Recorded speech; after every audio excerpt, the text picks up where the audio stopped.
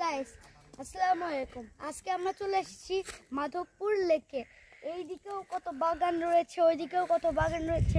প্রাকৃতিক সৌন্দর্য, এখানে অনেকগুলো ফুল রয়েছে, কোনো ফুল ছেঁড়া যাবে না।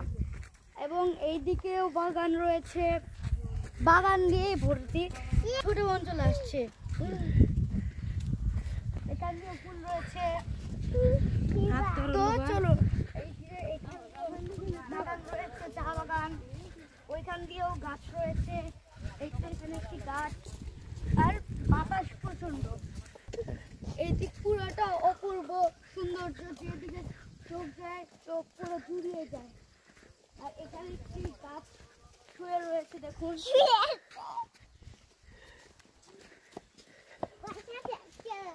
সামনে যাওয়া যায়।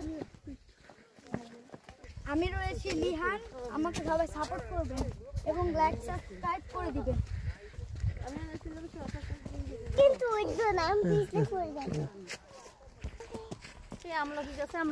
তো গাইস, আমরা এখন উপরে যাচ্ছি।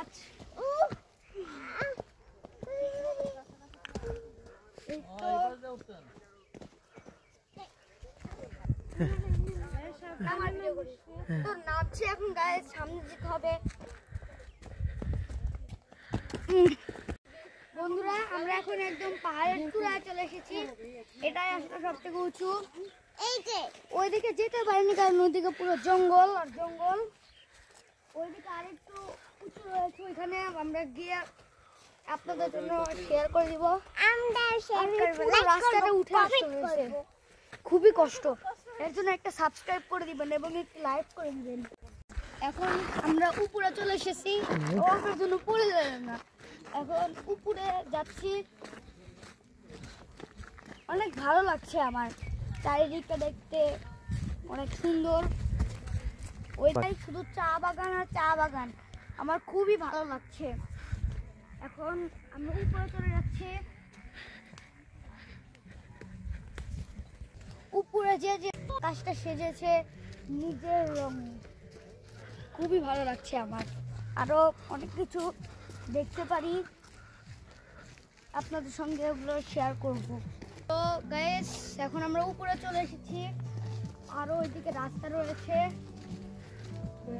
যেদিকেই যাই না কেন চা বাগানের চানে দৃশ্যটি খুব সুন্দর লাগছে। এটা একদম চূড়া, দেখুন গাইস, একদম চূড়া। সামনে আর কোনো জায়গা নেই, এটা একদম চূড়া।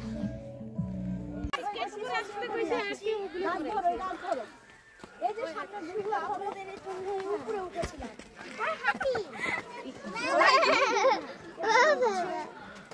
ওই দিক দিয়ে উঠতে হবে না, তুমি এই দিক দিয়ে উঠতে পারবে। জায়গাটা খুবই রিস্কি, এই জন্য প্লিজ লাইক কমেন্ট শেয়ার করবেন।